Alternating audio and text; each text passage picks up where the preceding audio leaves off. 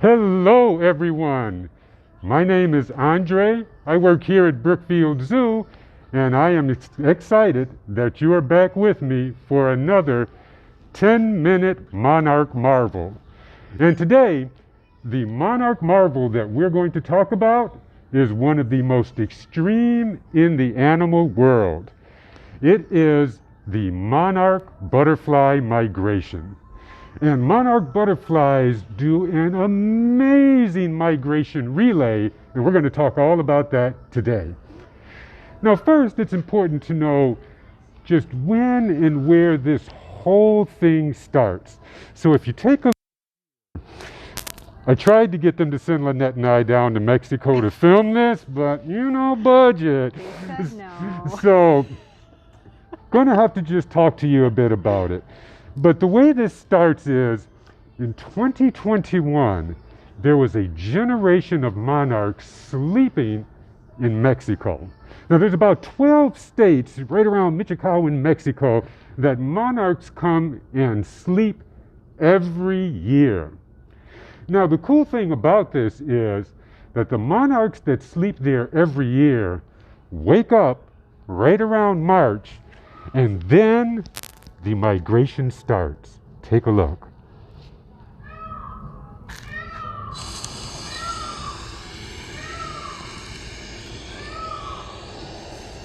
Oh, you can start to hear, if you listen closely, you might even hear some of the flutterings of the wings. Next time, hopefully they'll send Lynette and I there so we can get this for you live and in person. Now, after this generation wakes up, they are coming out of something called Dipoles.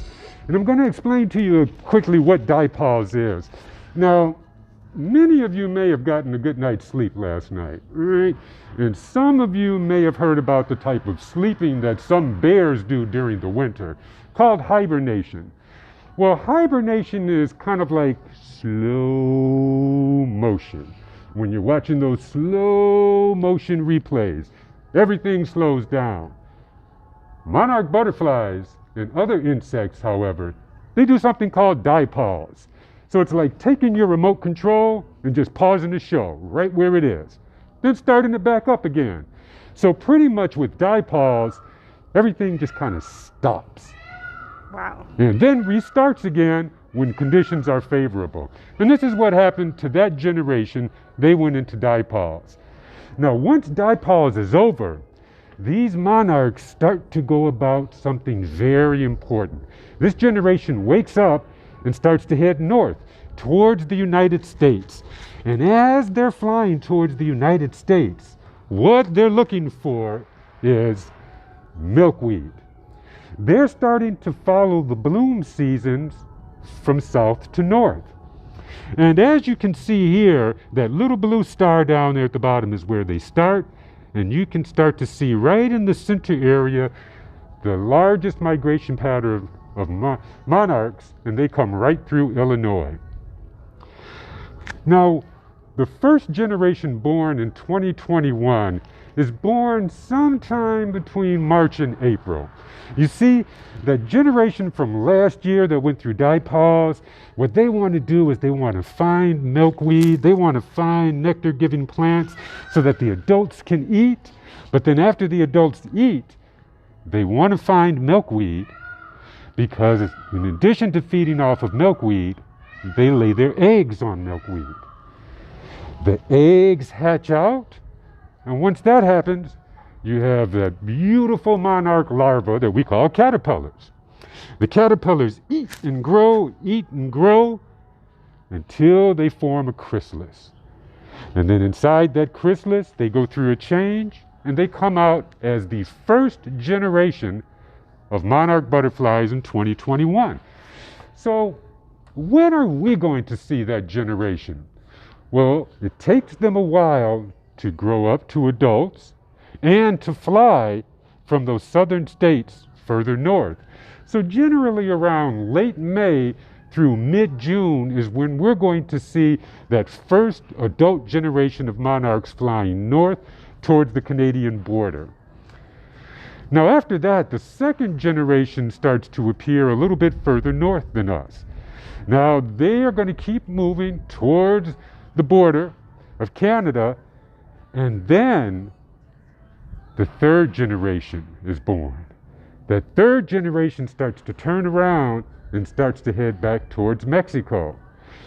You do have some monarchs there that are a little bit faster than others, so the fourth generation is being born then as well. Now, as they start to fly back towards Mexico, we can expect to see that fourth generation here around August and September. Now, this fourth generation, believe it or not, they are the great-great-grandchildren of the original generation that woke up early this year. So those great-great-grandchildren are going to make that journey. That's about 2,880 miles. That's the most exact number I could get, but it's about 2,000 to 3,000 miles. They fly back down across the border, and when they get there, they go into that sleep. But before they get there are some things they need, and we are in a unique position to help them out. Our friends at the Illinois Monarch Project have a campaign that we are involved in called Pledge Plant Post. We pledge to support monarch butterfly conservation and all pollinator conservation. We plant nectar-giving plants, including milkweed, and then we post about our endeavors to help create awareness. These are some really wonderful ways that you can help prepare your area for mother monarchs as they're flying through and needing to tend to their family. Some people want to know, well, what does that look like? How could I do something like that? Believe it or not, you can feed people and pollinators at the same time. If you're planting a vegetable garden or a community garden, by simply adding some wildflowers and some milkweed, you're starting to bring the necessary things to that garden for monarch butterflies and other pollinators as well. And when you have a variety of pollinators coming to your garden with a variety of plants, believe it or not, it can actually help your garden out and increase the garden yields. So this would be a great way to feed people and pollinators alike. Well, everyone, I really appreciate you joining us today. This has been another 10-minute Monarch Marvel. Hope you have a wonderful day, and we will see you soon right here at Brookfield Zoo.